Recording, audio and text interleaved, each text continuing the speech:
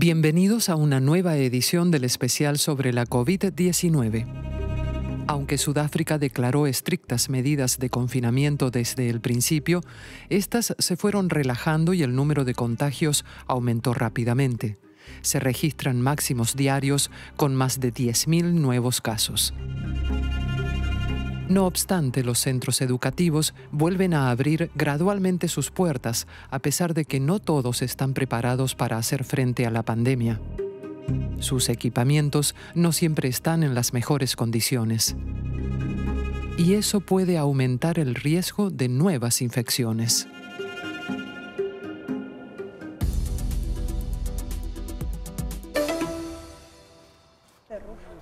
Estos son los baños para los maestros en el colegio de primaria de Kwaneuswa. Las maestras llevan años compartiendo baños con los alumnos, que también están en un estado lamentable.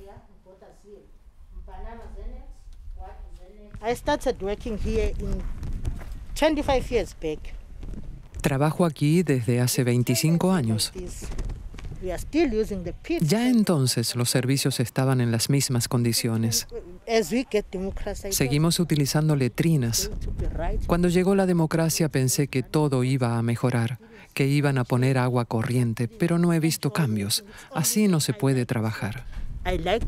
La única razón por la que vengo todos los días al colegio es porque quiero ayudar a estos pobres alumnos. Desde hace años, los maestros piden mejoras al ministerio. El ministerio alega que no hay suficiente dinero para sanear todo el colegio. El sindicato de maestros explica que el año pasado se repararon parcialmente 3 tejados y la época de lluvias está a punto de comenzar.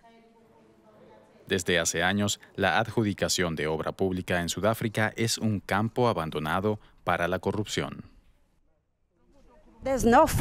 Nadie controla las reparaciones que se realizan en nuestros colegios. Nadie asume la responsabilidad.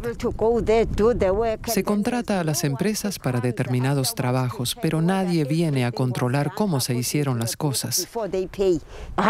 ¿Por qué se les pagó si no concluyeron el trabajo? No lo terminaron. Los camiones suministran agua, pero muchos depósitos quedan vacíos. Los sindicatos consideran una irresponsabilidad que estos colegios reabran ante la creciente tasa de infecciones por coronavirus. Hasta ahora solamente 2 niveles han comenzado las clases. El resto lo hará en las próximas semanas. La infraestructura se descuidó durante años. Por ahora solo unos pocos alumnos han vuelto a clase, pero los maestros temen que será imposible mantener el distanciamiento social cuando regresen los demás. En el colegio no ha habido casos de COVID-19 hasta ahora, pero muchos padres trabajan en Durban, a 1 hora de aquí, uno de los focos de la pandemia. A pesar de varias solicitudes, no conseguimos una entrevista con el gobierno regional ni con el Ministerio de Educación.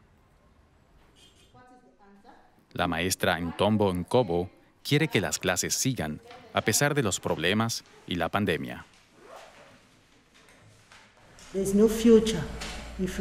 Aquí no tienes futuro sin formación. En este país solamente puedes conseguir algo si vas a la escuela y estudias.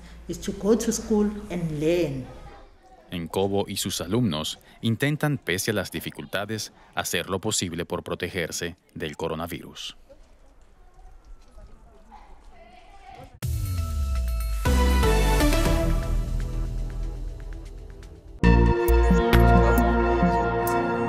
Muchos expertos temen que el número de infecciones continúe aumentando.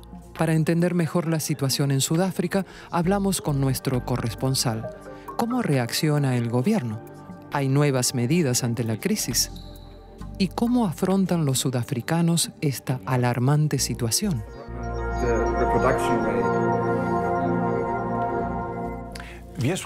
Hoy hablamos con nuestro corresponsal en Ciudad del Cabo y experto en África, Adrian Krisch. Hola, Adrian. Adrian, Sudáfrica es uno de los países más ricos del continente africano. ¿Cómo se explica que las cifras de contagios en ese país sean tan altas? Sudáfrica es el único país industrializado del África subsahariana y también un popular destino turístico. Por eso a comienzos de año tuvimos muchos casos de viajeros que trajeron el virus. Entre tanto, las cifras de contagios aumentaron considerablemente. El virus se está propagando rápidamente, sobre todo en barrios populares, en los townships, donde mantener la distancia social resulta muy complicado. Y a eso debemos sumarle otro factor que seguramente influye, el clima.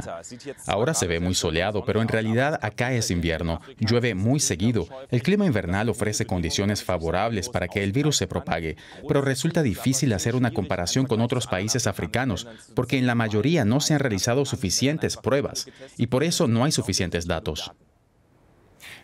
¿Se respetan por lo general las normas de higiene? ¿Cómo calificaría las medidas del gobierno? Al inicio de la pandemia, el país impuso rápidamente una cuarentena. ¿Cómo es la situación actual? Desde el comienzo tuvimos el confinamiento más estricto del mundo y los casos se mantuvieron muy bajos. La idea de esa medida fue preparar al sector salud ante la tormenta que ahora ha caído sobre nosotros. Pero uno de los efectos negativos que eso tuvo fue que la población se cansó de medidas tan extremas. La presión sobre el gobierno aumentó rápidamente en favor de reabrir la economía y eso fue lo que comenzó a ocurrir en las últimas semanas pese a la cantidad de nuevos casos. Entonces, por supuesto que se complica intentar disminuir el brote del virus y también es difícil culpar a la gente de que haya presionado para que se relajen las medidas. Tenemos que pensar que gran parte de la población en Sudáfrica es pobre. Hay muchos que ganan su dinero a diario para poder llevar comida en las noches.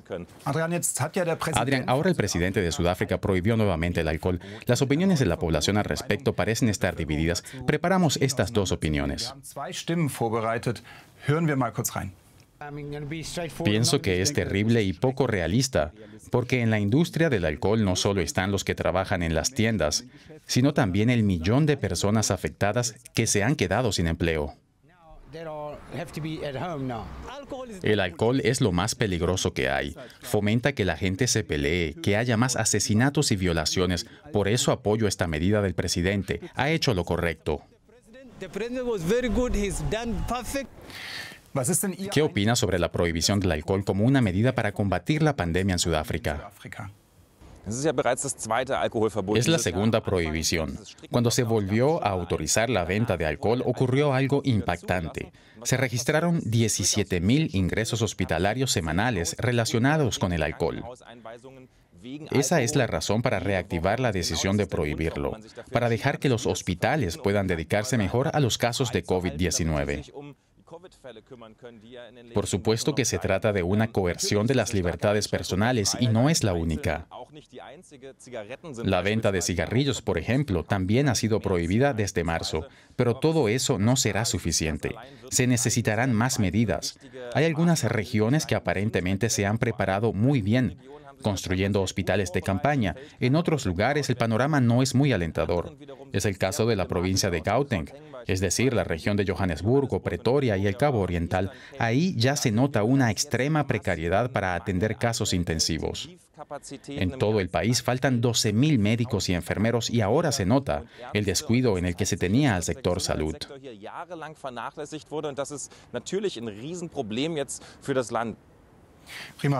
Adrian, muchas gracias por mantenernos al tanto de la evolución de la pandemia en Sudáfrica. Hasta la próxima.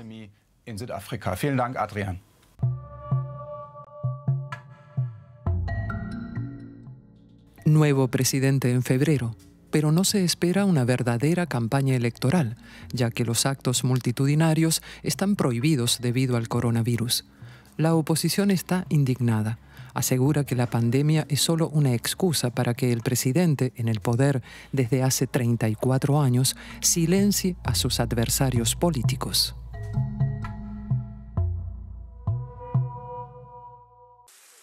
Las elecciones en Uganda serán en febrero. Betty Nakayaga sigue las noticias electorales por la radio.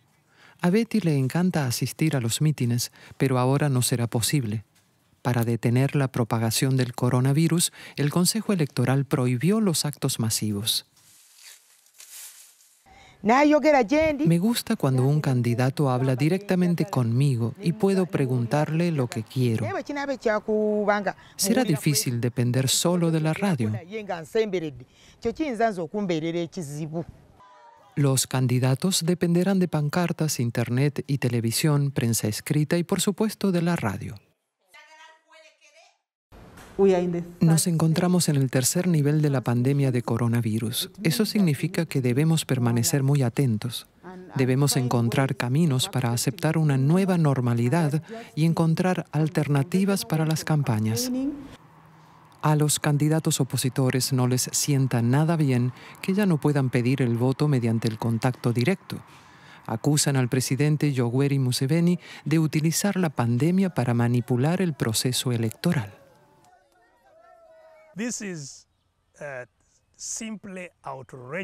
Es simplemente el colmo que alguien pueda creer que una elección celebrada en un contexto como este, una elección que se limita solo a los medios de comunicación, pueda en mínima medida ser vista como una elección libre o justa. Aquí se trata solo y exclusivamente de Museveni. El gobierno aduce que lo primero es velar por la salud pública. Todos somos conscientes de que la COVID-19 llegó a Uganda y tenemos la obligación de informar a la gente y de protegerla de una manera u otra. Sería muy lamentable si alguien creyera que el gobierno se aprovecha de la situación. Pero la elección tampoco será fácil en los medios. La demanda de espacios de emisión podría saturar rápidamente las televisiones locales y el servicio de Internet. Más de 2.000 candidatos se presentan a la elección de cargos públicos, desde el Consejo Municipal hasta la presidencia. Incluso si usted destinara la totalidad del tiempo de transmisión de las 292 estaciones de radio por un periodo de 3 meses, no sería capaz de satisfacer la demanda. Entonces, ¿dónde se llevará a cabo la campaña? Algunos dicen que van a hacer su campaña en radio, otros en las redes sociales. Pero la cobertura de Internet en Uganda no llega ni al 50%. Para votantes como Nakiyaga, esto significa que no podrán informarse sobre todos los candidatos, y los políticos que no puedan transmitir su mensaje perderán sus potenciales votos.